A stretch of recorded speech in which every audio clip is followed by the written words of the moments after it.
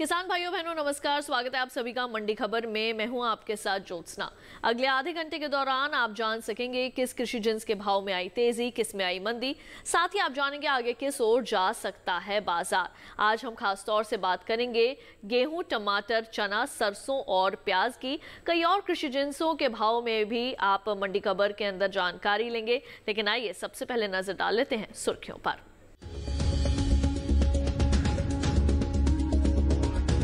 गेहूं के भाव में रहा दबाव, सुस्त रही मंडियों में आवक।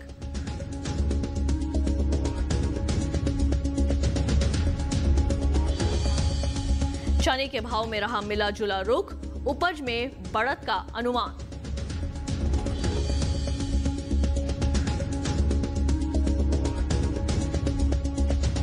उठापटक के साथ हुए टमाटर के सौदे, मंडियों में आवक रही सामान्य।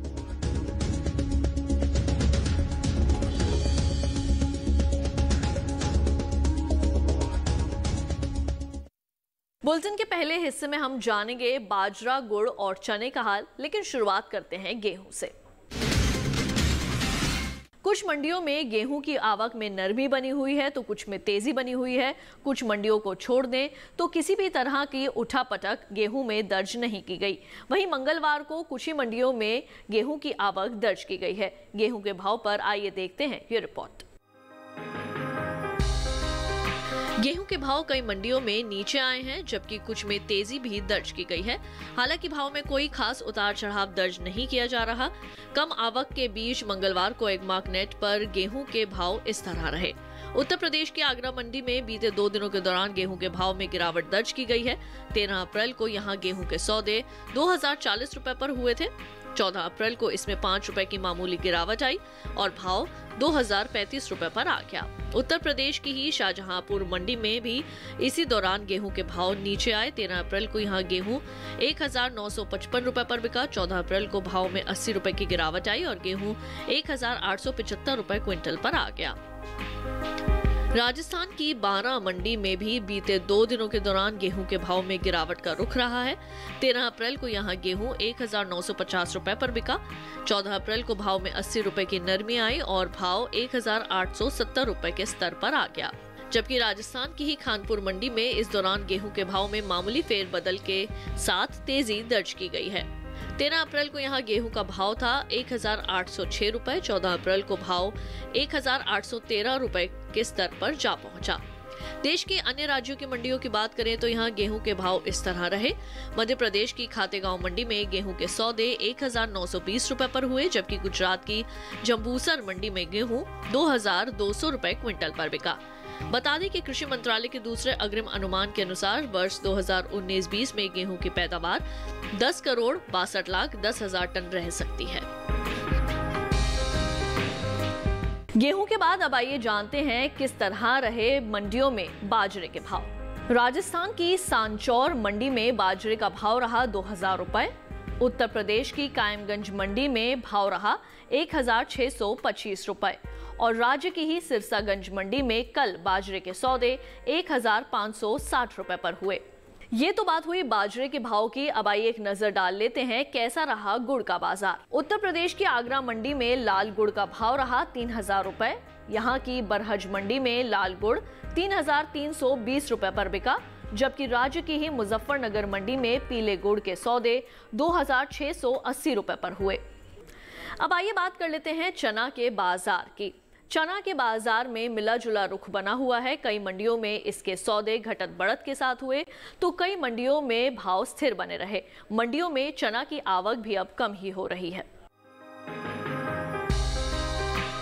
चने के भाव में इन दिनों मिला जुला रुख बना हुआ है। कई मंडियों में भाव में उतार चढ़ाव दर्ज किया गया है, जबकि कुछ में भाव स्थिर भी हैं। एग्मार्क नेट के अनुसार देश के अलग अलग राज्यों की मंडियों में चने के भाव इस तरह रहे। उत्तर प्रदेश की अलीगढ़ मंडी में बीते 2 दिनों के दौरान चने के भाव में कुछ गिरावट दर्ज की गई। 13 अप्रैल को यहां चने का भाव था 5250 रुपए। 14 अप्रैल को ये 50 रुपए गिरकर 5200 रुपए पर आ गया। उत्तर प्रदेश की ही बरहज मंडी में इस दौरान चने के भाव में किसी तरह की उठापटक नहीं रही। यहाँ 13 और 14 अप्रैल को चने के सौदे 5,280 रुपए पर बने रहे। वहीं दक्षिण भारत के कर्नाटक राज्य की धारवाड़ मंडी में बीते 2 दिनों के दौरान चने के भाव कुछ नरम हुए हैं। 13 अप्रैल को यहाँ चना 4,000 रुपए पर बिका। 14 अप्रैल को भाव में 90 रुपए की गिरावट आई और यहाँ भाव रह गया 3,910 रुपए। जबकि कर्नाटक की ही गुलबर्गा मंडी में इस दौरान चने के भाव में कुछ तेजी दर्ज की गई। 13 अप्रैल को यहाँ चने के सौदे 3,974 रुपए पर हुए। 14 अप्रैल को भाव 26 रुपए मजबूत होकर 4,000 रुपए पर पहुंच गया। देश की प्रमुख दलहनी फसलों में शामिल चने की पैदावार में इस वर्ष अच्छी बढ़त का अनुमान जताया गया है। कृषि मंत्रालय द्वारा जारी दूसरे अग्रिम अनुमान के मुताबिक वर्ष 2019-20 में चने की उपज बढ़कर 112,20,000 टन होने का अनुमान है, जबकि बीते साल की समान अवधि में उपज 99,40,000 टन रही थी।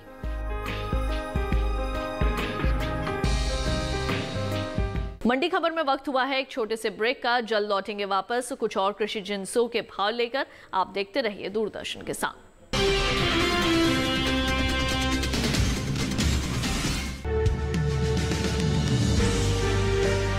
50 साल से लगातार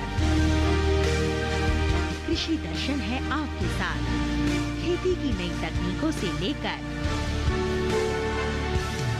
किसानों की हर समस्या का हल, जारी है कृषि दर्शन का ये सफर।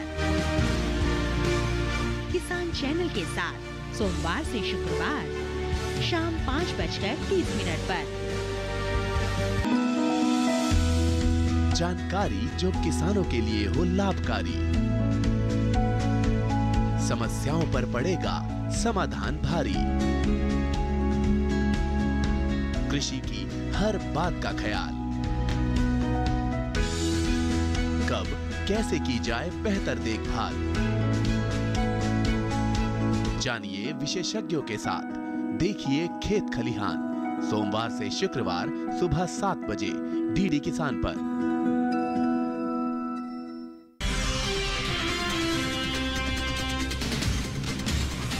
ब्रेक के बाद एक बार फिर आप सभी का स्वागत है मंडी खबर में। आइए बुलेटिन में बढ़ते हैं आगे और अब बात कर लेते हैं सेब, आलू और प्याज की। लेकिन पहले जान लेते हैं कैसा रहा टमाटर का बाजार। इस समय टमाटर के भाव में भी उतार चढ़ाव देखने को मिल रहा है। कई मंडियों में टमाटर के भाव में तेजी बनी हुई है तो कई मंडियों में नरमी बनी हुई है और कुछ मंडियां ऐसी हैं जहां पर टमाटर की आवक सामान्य बनी हुई है। टमाटर पर देखते हैं एक विशेष रिपोर्ट। कई मंडियों में टमाटर के भाव नीचे आए हैं जबकि कुछ के भाव बढ़े भी हैं। मंडियों में मंगलवार को टमाटर की आवक सामान्य ही रही। एगमार्कनेट के अनुसार देश के अलग अलग राज्यों की मंडियों में टमाटर के भाव इस तरह रहे। पंजाब के अमृतसर मंडी में बीते 2 दिनों के दौरान टमाटर के भाव में तेजी दर्ज की गई है।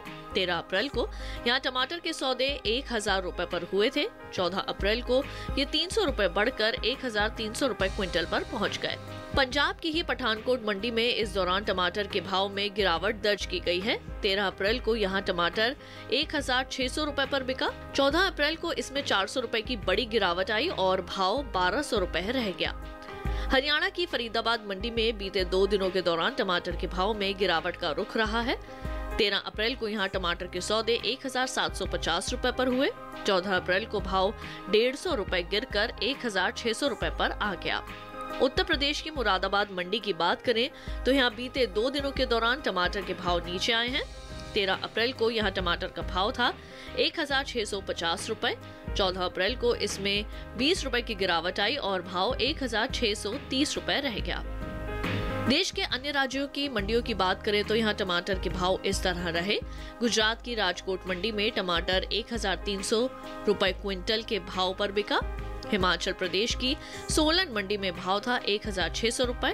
वहीं राजस्थान की उदयपुर मंडी में टमाटर 1,000 रुपए क्विंटल पर बिका। कृषि मंत्रालय के बागवानी फसलों के लिए जारी तीसरे अग्रिम अनुमान के अनुसार इस साल देश में टमाटर की उपज बीते साल से कम रहने का अनुमान है। टमाटर के बाद अब आइए बात कर लेते हैं सेब के बाजार की। हरियाणा की गुरुग्राम मंडी में सेब का भाव रहा 10,500 रुपए। पंजाब की जालंधर सिटी मंडी में सेब का भाव रहा 4000 रुपए। हालांकि उत्तर प्रदेश की आजमगढ़ मंडी में सेब का भाव रहा 6775 रुपए। सेब के बाद अब नजर डाल लेते हैं आलू के बाजार पर। छत्तीसगढ़ की रायगढ़ मंडी में आलू का भाव रहा 1900 रुपए। हरियाणा की गुरुग्राम मंडी में भाव रहा 2400 रुपए और पंजाब की जालंधर मंडी में आलू के सौदे 1000 रुपए पर हुए। उत्तर प्रदेश की आगरा मंडी में आलू का भाव रहा 1310 रुपए। अब आइए बात कर लेते हैं प्याज के बाजार की। इस वक्त प्याज में भी उतार चढ़ाव देखा जा रहा है। कुछ मंडियों में प्याज में उतार चढ़ाव देखने को मिल रहा है तो कुछ मंडियों के अंदर भाव स्थिर बने हुए हैं।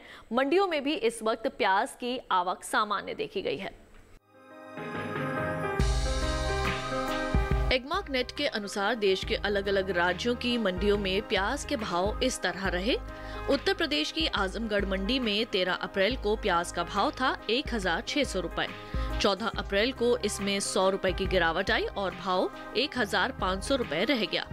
उत्तर प्रदेश की ही बरहज मंडी में इस दौरान प्याज में किसी तरह का कोई फेरबदल नहीं हुआ। यहाँ 13 और 14 अप्रैल को भाव 1660 रुपए क्विंटल ही रहा। हरियाणा की गुड़गांव मंडी में भी इस दौरान प्याज के भाव स्थिर ही बने रहे। 13 अप्रैल को यहाँ प्याज के सौदे 2000 रुपए पर हुए। 14 अप्रैल को इसमें कोई बदलाव नहीं हुआ और भाव 2000 रुपए ही रहा। हरियाणा से सटे पंजाब की फिरोजपुर मंडी में बीते 2 दिनों के दौरान प्याज के भाव में तेजी दर्ज की गई है। 13 अप्रैल को यहाँ प्याज का भाव था 1250 रुपए। 14 अप्रैल को ये 100 रुपए तेज होकर 1350 रुपए पर पहुंच गया। देश के अन्य राज्यों की मंडियों की बात करें तो यहाँ प्याज के भाव इस तरह रहे। राजस्थान की अजमेर मंडी में 1600 रुपए, जबकि उत्तराखंड की देहरादून मंडी में भाव रहा 2500 रुपए। कृषि मंत्रालय के ताजा आंकड़ों के अनुसार सब्जियों के निर्यात में भारी कमी आई है। साल 2019-20 में अप्रैल से जनवरी यानी 10 महीने के दौरान देश से कुल सब्जियों का निर्यात 16,55,149 टन का हो सका है, जबकि बीते साल ये आंकड़ा 26,67,411 टन का रहा था। मंडी खबर में वक्त हुआ है एक और छोटे से ब्रेक का। जल्द लौटेंगे वापस। आप देखते रहिए दूरदर्शन के साथ।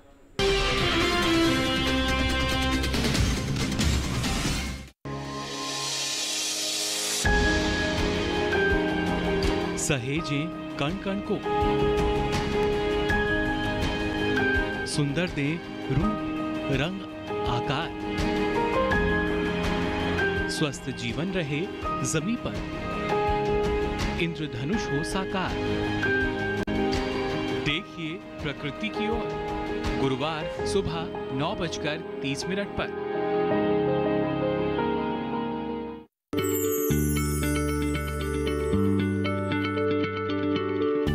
क्या आप किसी बीमारी से परेशान हैं? चाहते हैं डॉक्टर की सलाह?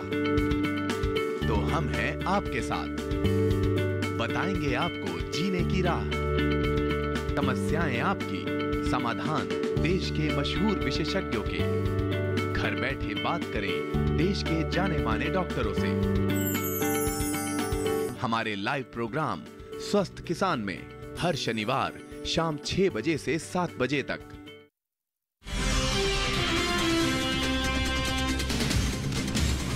ब्रेक के बाद एक बार फिर आप सभी का स्वागत है मंडी खबर में।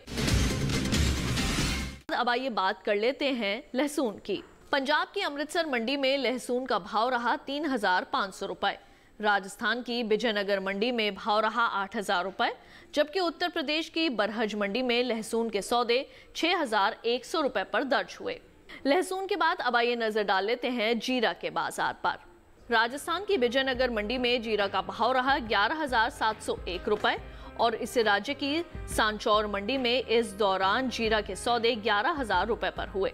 बुलेटिन में चलते चलते अब आइए एक नजर डाल लेते हैं सरसों के बाजार पर। बीते मंगलवार मंडियों में सरसों की आवक बनी रही। इसके हाजिर भाव की बात की जाए तो एगमार्क नेट के अनुसार उत्तर प्रदेश की अलीगढ़ मंडी में सरसों का भाव रहा 3,800 रुपए।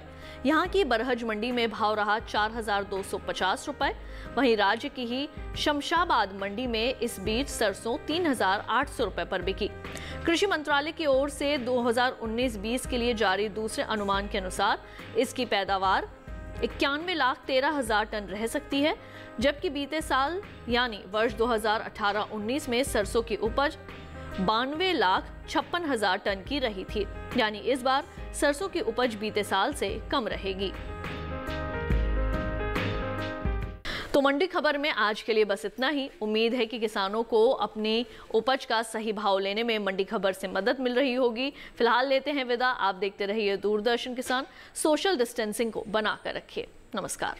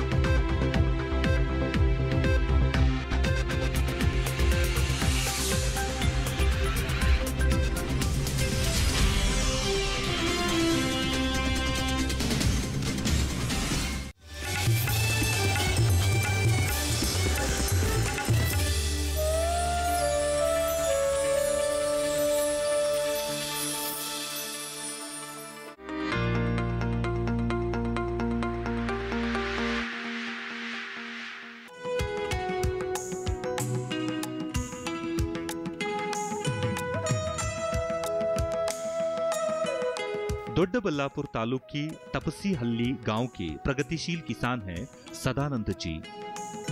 किसान के परिवार से ताल्लुक रखने वाले सदानंद जी 10वीं कक्षा तक की पढ़ाई के बाद एक निजी कारखाने में काम करने लगे। कड़ी मेहनत के बावजूद भी आर्थिक स्थिति में सुधार न होते देख खेती की तरफ मुड़ गए।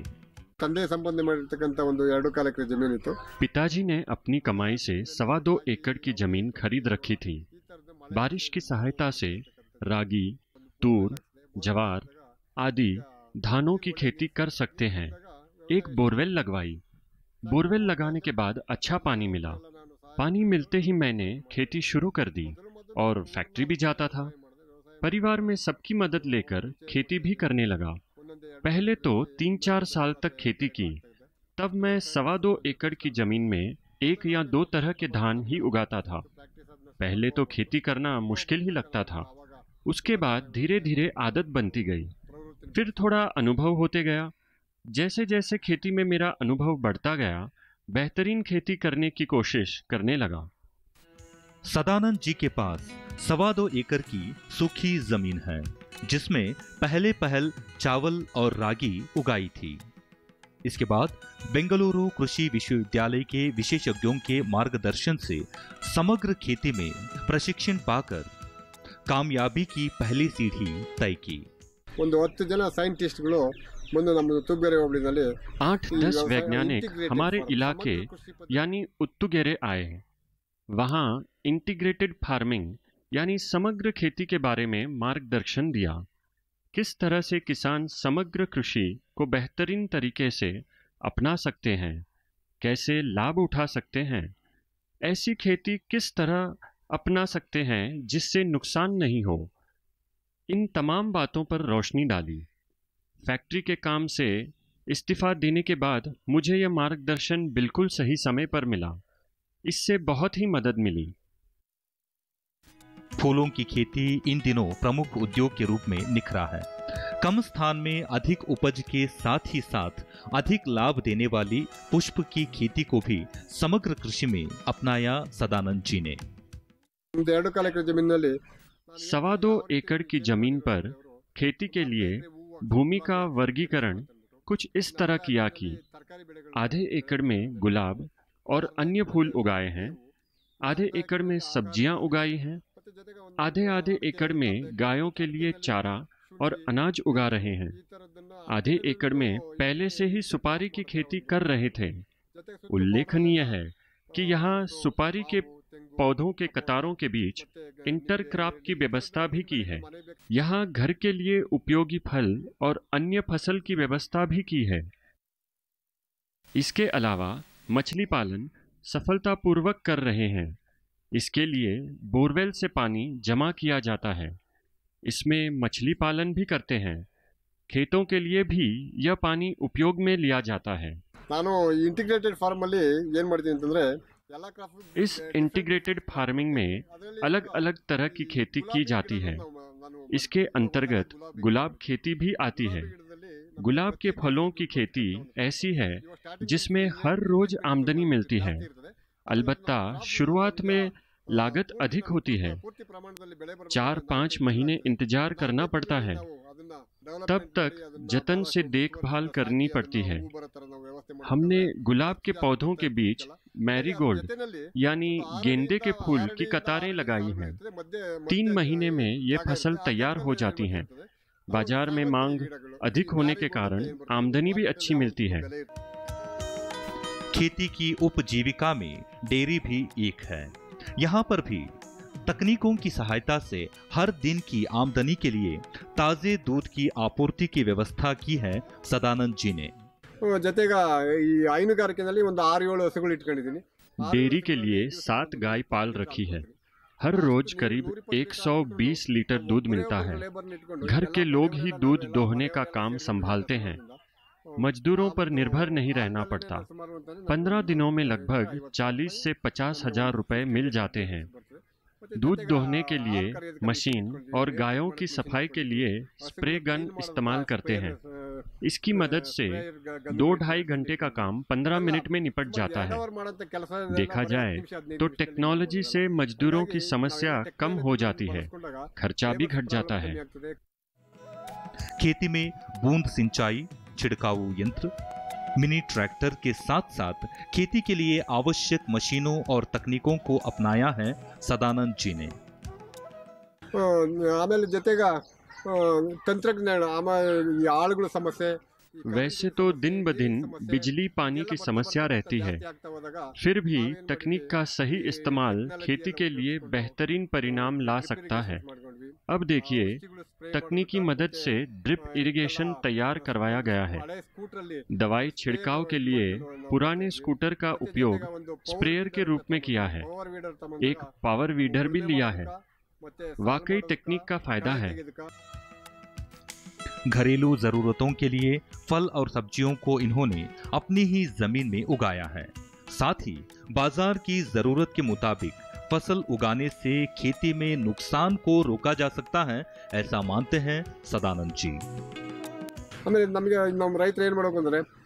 इतना ही नहीं, आसपास ऐसे पेड़ भी लगाए हैं जिनसे घरेलू उपयोग के लिए मौसमी फल मिल जाए। अगर मात्रा ज्यादा हो तो बाजार में बेचे भी जा सकते हैं। घरेलू उपयोग की सब्जियां भी यहाँ बोई जाती हैं। फिर इसमें अदरक, धनिया जैसी रोजाना उपयोगी सब्जी हो या रागी ज्वार जैसे धान भी हो सकते हैं। मैंने आधी एकड़ जमीन पर शामियाना जैसा छप्पर का ढांचा बनाया है। मकसद है कि इस स्थायी खंभों और छज्जों पर वे तमाम लताएं और पौधों लगाए जा सके जिनको उगाने के लिए आधार जरूरी होता है, जैसे कि खीरा, करेला आदि सब्जियां। कई बार कंपनियों के साथ बातचीत की जाती है और कीमत तय होती है, जिसके बाद उनकी जरूरत के मुताबिक बीज डाले जाते हैं और निर्धारित फसल की तैयारी की जाती है।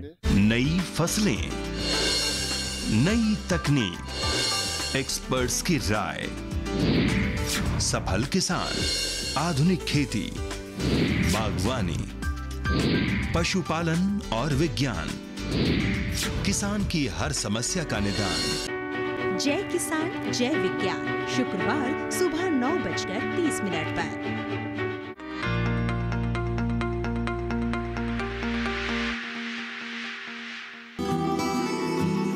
हम इस समय गुड़ा, कुमावतान और बसेड़ी यानी मिनी इजराइल में हैं।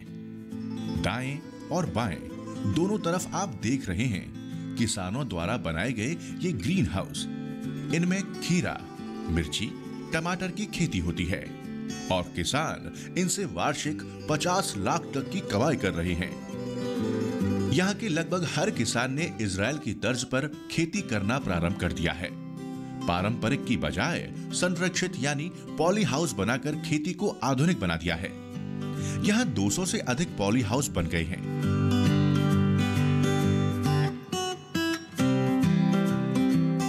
इजराइल के यहाँ के किसान अब इतने जागरूक हो गए हैं कि संरक्षित खेती यानी पॉली हाउस के तहत सालाना लाखों करोड़ों कमाने लगे हैं। गांव में, खेतों में इस बदलाव के प्रेरक रहे हैं किसान खेमाराम चौधरी। खेमाराम चौधरी के लिए वो दिन बेहद महत्वपूर्ण था जब सरकार ने उन्हें इजराइल में प्रशिक्षण के लिए चुना। खेमाराम इजराइल गए और वहां से उन्होंने सीखा कि कैसे बहुत अधिक क्षेत्र में नहीं बल्कि बहुत कम जमीन में न्यूनतम लागत से अधिक उत्पादन लिया जाए। मैं जो परंपरागत खेती कर रहा था वो मेरे हिसाब से अच्छा था, परंतु फिर भी जो संरक्षित खेती है उसके हिसाब से बहुत कम था। तो ये संरक्षित खेती के बारे में मेरे को शुरू में जानकारी मिली। मैं 2012 में इजराइल गया, वहाँ जाकर के मैंने देखा कि हकीकत में संरक्षित खेती में तो बहुत कुछ अलग है। किसानों की अलग से आय होती है, अलग से पैसा मिलता है, उनकी बच्चे भी बहुत अच्छे पढ़ाई करते हैं, बिजनेस भी बहुत अच्छा चलता है। उसी के हिसाब से तर्ज पर मैंने पहले परंपरागत खेती की थी, परंतु परंपरागत खेती करते हुए भारत सरकार की तरफ से मेरे को इजराइल जाने का मौका मिला। 2012 में इजराइल गया और वहाँ जाने के बाद में मैंने वहाँ देखा और वहाँ देख करके तकनीकी जानी और कई चीज़ें जान करके मैंने वापस आकर के अपने हिंदुस्तान में मैंने भी चाहा कि मैं भी संरक्षित खेती करूं और 2012 में मैं आकर के ये संरक्षित खेती चालू की। आपको ये सुनकर अचरज होगा कि खेमाराम चौधरी ने इजराइल तकनीकी अपनाकर इतने खीरे एक फसल में लिए कि उन्होंने 80 लाख से 1 करोड़ तक की खीरों की बिक्री की। आज वो नवीन तकनीक से टमाटर उगाते हैं, मिर्ची उगाते हैं और जब खरबूजा कहीं नहीं उगता उस समय फैन पेड़ में इसकी अच्छी उपज और अच्छा भाव ले लेते हैं।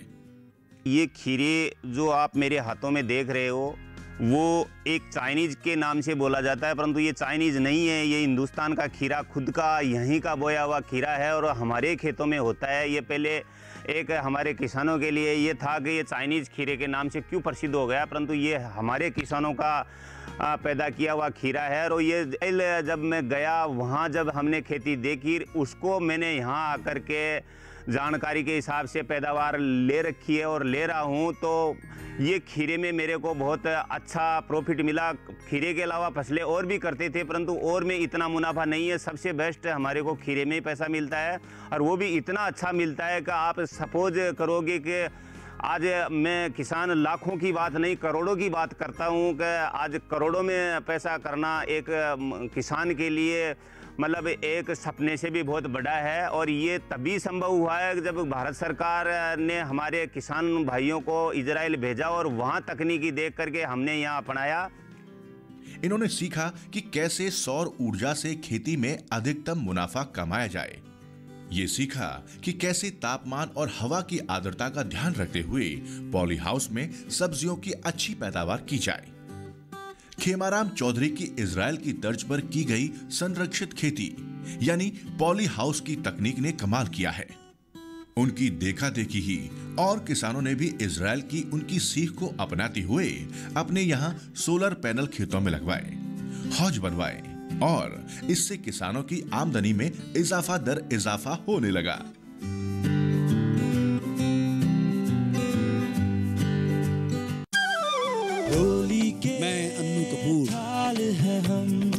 तलाश में निकला हूँ उन माटी के लालों की जो मेरी कसौटी पर कसे जाएंगे और बन जाएंगे फोक स्टार। माटी के लाल शनिवार और रविवार रात 8 बजे।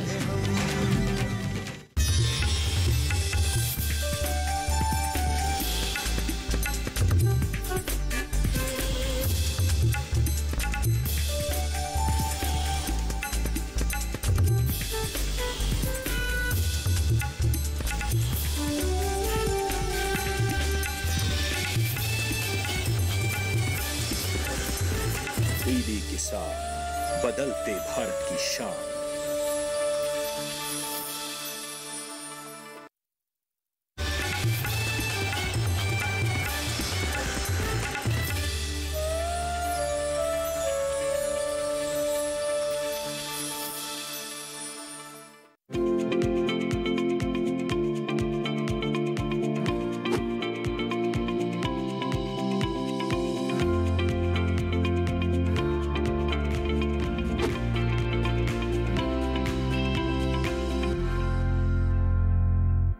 किसान भाइयों बहनों नमस्कार, स्वागत है आप सभी का मौसम खबर में। मैं हूं आपके साथ ज्योत्सना। मौसम खबर में जानेंगे अगले 2 दिनों में कहां चलेगी तेज हवाएं, कहां होगी बरसात और कैसा रहेगा मौसम का हाल। लेकिन सबसे पहले नजर सुर्खियों पर। कल पूर्वोत्तर भारत के कई राज्यों में भारी बरसात का अंदेशा, कुछ जगह ओले गिरने और तेज हवाओं के चलने का अनुमान। 17 अप्रैल से सक्रिय होगा नया पश्चिमी विक्षोभ, पश्चिमी हिमालय इलाकों में कहीं कहीं बारिश का अंदेशा।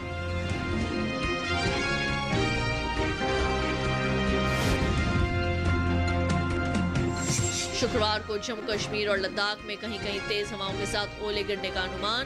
पंजाब, हरियाणा और दिल्ली में भी कहीं कहीं बिजली चमकने के साथ चलेंगी तेज हवाएं।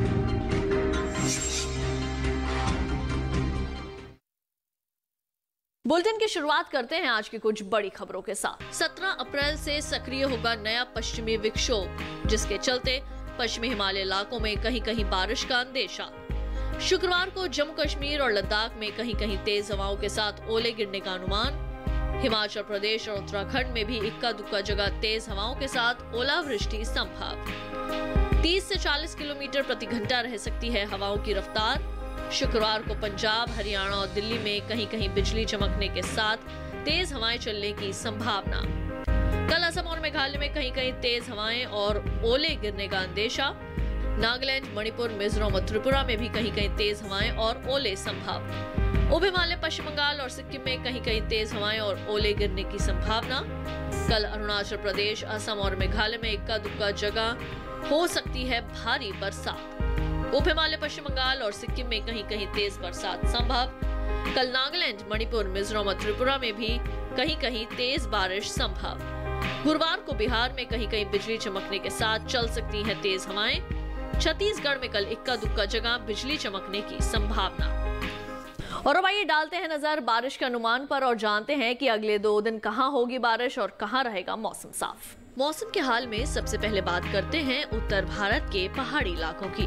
गुरुवार को जम्मू कश्मीर और लद्दाख में कहीं कहीं बरसात का अनुमान है। साथ ही कल हिमाचल प्रदेश और उत्तराखंड में इक्का दुक्का स्थानों पर बारिश के आसार हैं। वहीं शुक्रवार को पंजाब में कुछ जगहों पर बारिश हो सकती है। तो साथ ही शुक्रवार को हरियाणा और दिल्ली में भी कहीं कहीं बादल बरसेंगे। शुक्रवार को पश्चिमी उत्तर प्रदेश में इक्का दुक्का जगह बरसात होगी।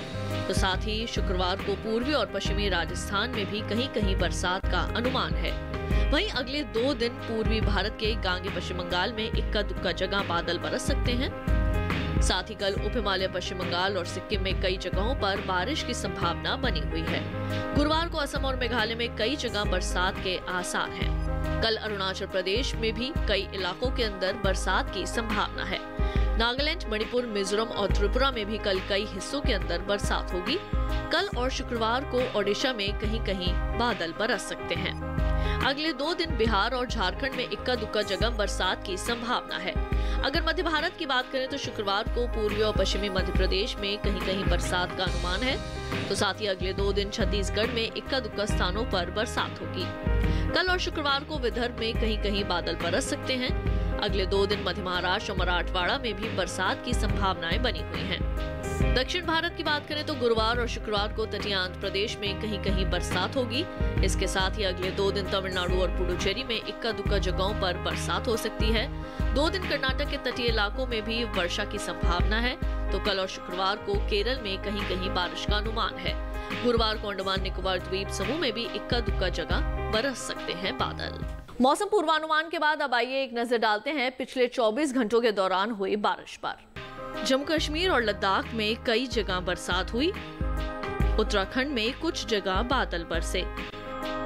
साथ ही हिमाचल प्रदेश में भी इक्का दुक्का जगह बारिश हुई। वहीं पूर्वी मध्य प्रदेश और छत्तीसगढ़ में कहीं कहीं बरसात हुई। उप हिमालय, पश्चिम बंगाल और सिक्किम में भी वर्षा दर्ज की गई। मध्य महाराष्ट्र में इक्का दुक्का जगहों पर बारिश हुई। साथ ही केरल, तमिलनाडु और पुडुचेरी में भी कहीं कहीं बादल बरसे। उत्तराखंड में इक्का दुक्का जगहों पर तेज हवाएं चली। बिहार और पश्चिमी उत्तर प्रदेश में भी कहीं कहीं तेज हवाएं चली। साथ ही पूर्वी मध्य प्रदेश और छत्तीसगढ़ में भी कहीं कहीं तेज हवाओं के झोंके चले। इसके अलावा मध्य महाराष्ट्र में कहीं कहीं तेज हवाएं चलने की खबर मिली। वहीं सौराष्ट्र और कच्छ में कहीं कहीं काफी गर्म हवाएं चली। ये बात हुई पिछले 24 घंटों के दौरान हुई बरसात की। अब आइए डालते हैं नजर तापमान की स्थिति पर और सबसे पहले जानेंगे अधिकतम तापमान। अधिकतम तापमान जम्मू कश्मीर और लद्दाख में कहीं कहीं अधिकतम तापमान सामान्य के मुकाबले 5 डिग्री ऊपर रहा। वहीं हिमाचल प्रदेश में भी इक्का दुक्का जगह अधिकतम तापमान सामान्य के मुकाबले 5 डिग्री ऊपर रहा।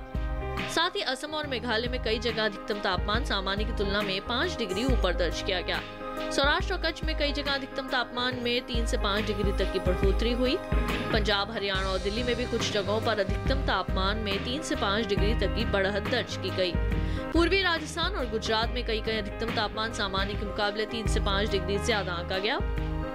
नागालैंड, मणिपुर, मिजोरम और त्रिपुरा के ज्यादातर इलाकों में अधिकतम तापमान सामान्य के मुकाबले 1.5 से 3 डिग्री अधिक रहा। इसके साथ ही उप हिमालय, पश्चिम बंगाल और सिक्किम में भी कई अधिकतम तापमान सामान्य के मुकाबले 1.5 से 3 डिग्री ज्यादा रहा।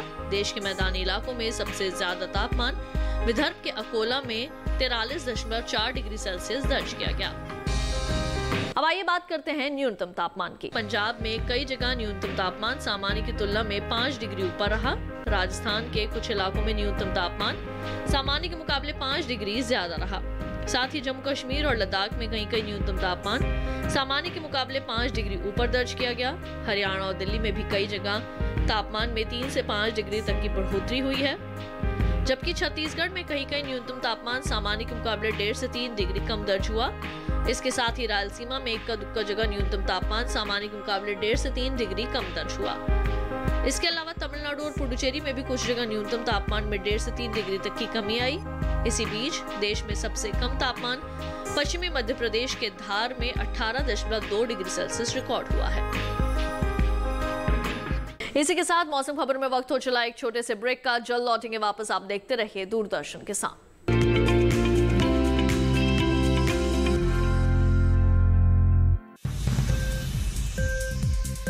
उपज के भाव ताव, आवक का हाल चाल, आयात निर्यात पर पैनी नजर, जानकारों की सटीक सलाह, सिर्फ मंडी खबर में सोमवार से शनिवार सुबह 8:05 पर। ये कामयाबी है अन्नदाता की, ये कहानी है खेत और खलिहानों की। कैसे करें अपने पशुओं की देखभाल, जानिए गांव-गांव के किसानों का हाल। देखिए गांव किसान सोमवार से शुक्रवार दोपहर 12:05 पर।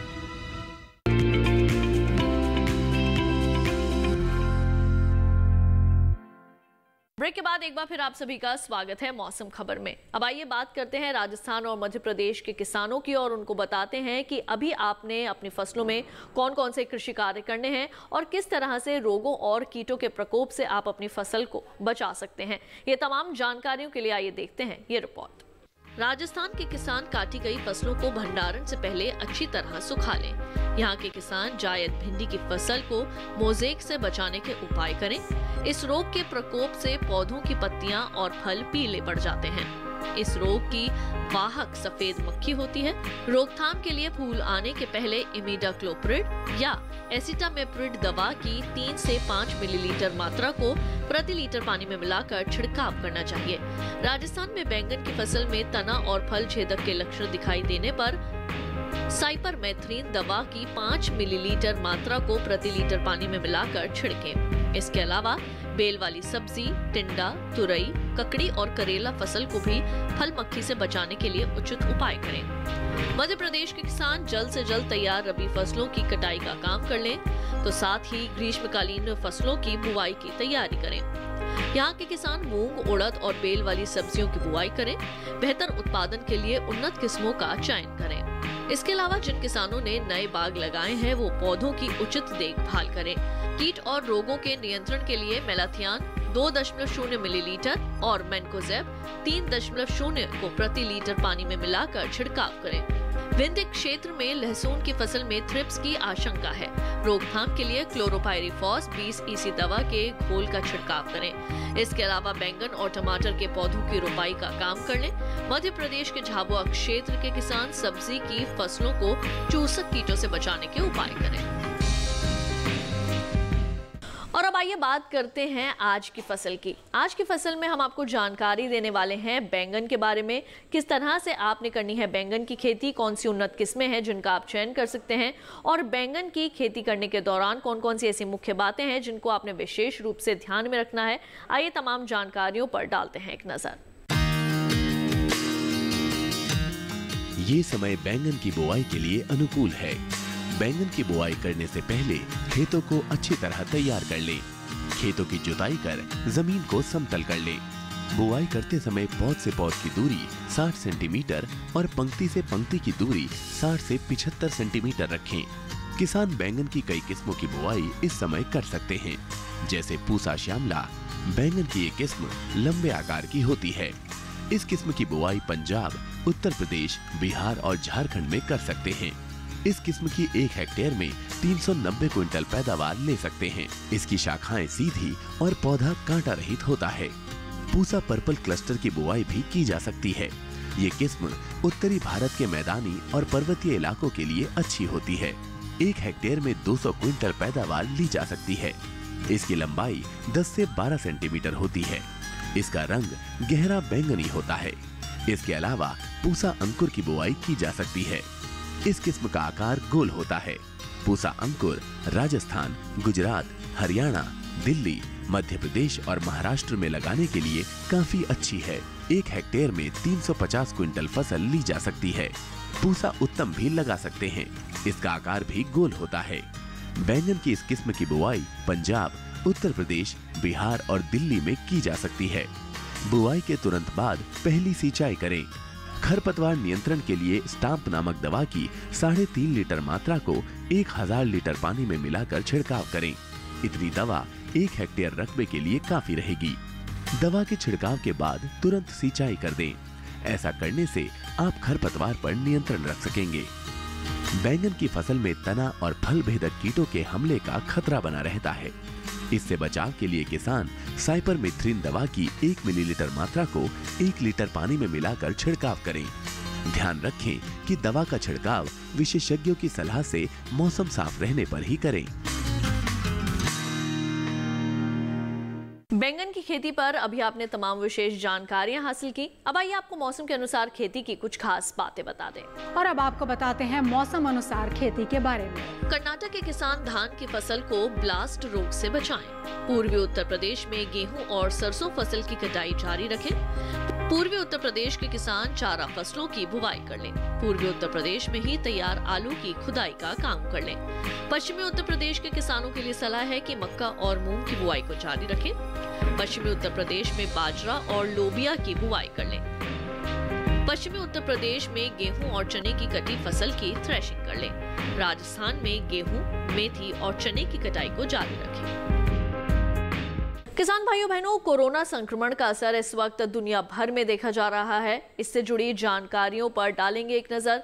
फिलहाल लेते हैं मौसम खबर में एक और छोटा सा ब्रेक। जल्द लौटेंगे वापस। आप देखते रहिए दूरदर्शन के साथ।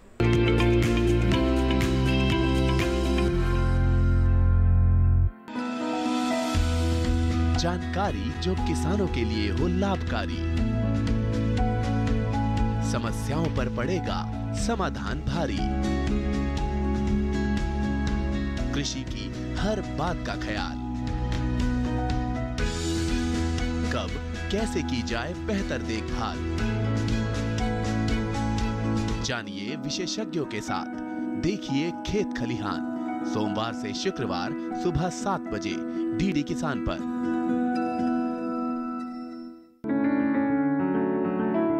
महका महका घर आंगन, हरियाली से खिलेगा तन मन।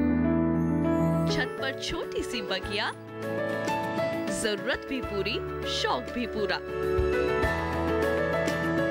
देखिए छत पर बागवानी, शनिवार सुबह 9 बजे।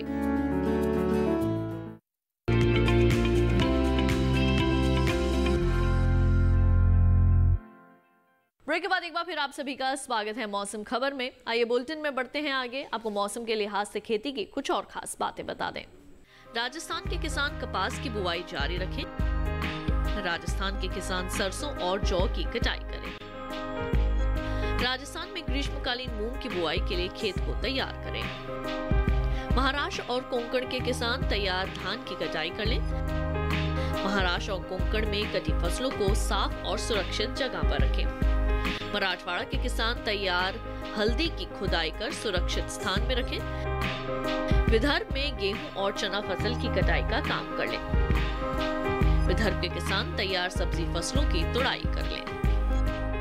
कृषि के क्षेत्र में कोविड-19 के असर को कम करने और किसानों की समस्याओं का समाधान करने के लिए भारतीय कृषि अनुसंधान परिषद यानी कि आईसीआर भी अपना सहयोग दे रहा है। आईसीआर के 3 संस्थानों में कोविड-19 की जांच की जा रही है। साथ ही सभी कृषि विश्वविद्यालयों को यह निर्देश दिया गया है कि वे अपनी क्लासेस ऑनलाइन ही लें। बुलेटिन में आइए एक बार फिर से देख लेते हैं मौसम की कुछ अहम झलकियां।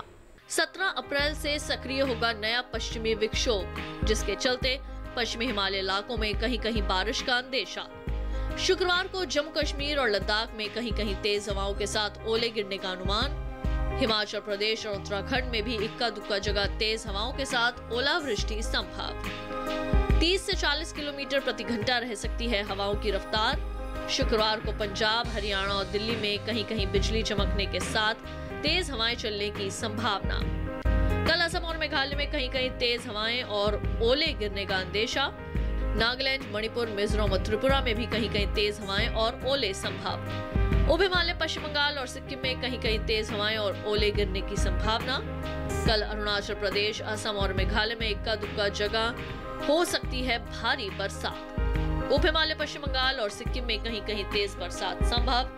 कल नागालैंड, मणिपुर, मिजोरम और त्रिपुरा में भी कहीं कहीं तेज बारिश संभव।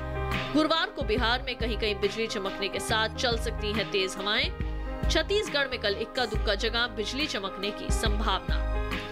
तो हमारे आज के मौसम खबर में बस इतना ही। उम्मीद है कि मौसम खबर से आप सभी को मदद मिल रही होगी। मौसम का ताजा हाल और कृषि सलाह लेकर फिर होंगे हाजिर। आप देखते रहिए दूरदर्शन किसान। मुझे दीजिए इजाजत। नमस्कार।